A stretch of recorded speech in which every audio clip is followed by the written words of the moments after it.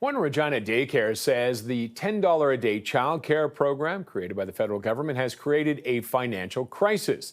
They say they are burning through cash reserves just trying to stay open.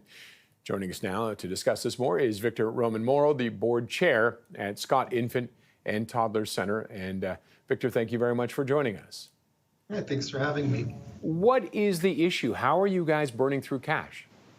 I guess first, I just want to correct, you kind of mentioned that the childcare program is the issue. Really, it is just the funding that we're receiving at the provincial level is what isn't actually accommodating what is needed. So essentially, the easiest way to put it is our center was very lean on the costs that parents were paying before the $10 a day daycare was implemented.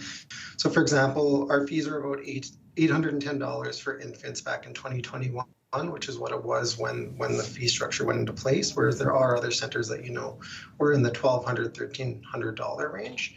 And because of that, we were very lean. We weren't really running with much room to grow at that point, but getting frozen into that. And now with, cost of living rising significantly and cost of groceries and resources, we're at a point now that we're at a significant loss that isn't being met by the funding that we're supposed to receive. What's the concern then with the province? I mean, this is federally mandated, but what's the issue with the province then?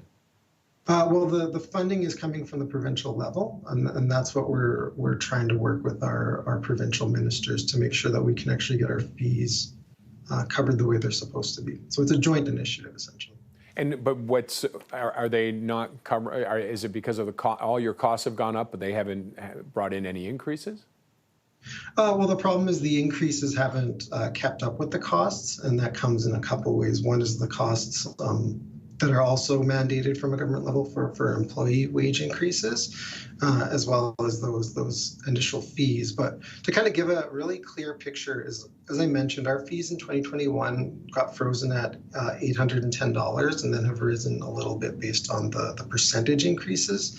But what we need to remain viable is just over $1,000 per child. So what we actually asked back in January, but we didn't get anything kind of out of it, was a fee increase of $1,118 for infants, which would actually match what a new childcare center would have received back on November 1st, 2023, to kind of get us up to that point that we could start to break even and get into a sustainable spot.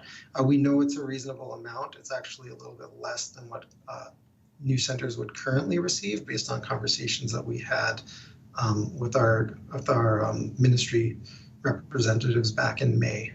So what are your options then if the provincial government doesn't raise the amount? What options do you have? Well, I mean, right now there's a couple options. I mean, the first one is we're hoping, there's supposed to be a new funding model rolling out. It was actually supposed to roll out in March. We didn't hear anything based on our conversations in May. Now we're expecting it to roll out in September, kind of ahead of election time. So the hope is that the funding model that they're rolling out at that time will fix it. We're not really positive that's going to be the case, though. So really our only options right now is, you can only bleed out your reserves until they're gone. So the real options would be either, we do that and then the center eventually closes. The more realistic option is that we'd have to actually pull out of the $10 a day daycare structure altogether and just go back to being a more expensive option, which isn't ideal for the economy of families that go to the center or in the city altogether. And then the option that we're hoping for is that, by advocating for the center's needs, that we're able to actually create and I guess really just speak up for an equitable funding model that ensures that centers like ours, because we know we're not the only center that's been in this situation, can get taken care of accordingly and just funded accordingly. Now, if you were forced to pull out, you'd almost have to start over again, because a lot of the families who are with you probably couldn't afford a regular rate. Yeah, that's very true. It would have a lot of, for any center that would have to close or pull out, and there have been examples in Ontario and Alberta, and I know there are some locally that are in similar situations to ours. And the reality is that some parents wouldn't be able to afford it. The ones that would would also see a huge financial strain. You know, we live in a society right now where the average mortgage payment went up by over $4,000 per year. Families of four paying over $1,000 extra on groceries per year. To also then suddenly see, okay, well, no, your $217 daycare is now actually going to cost you $1,000.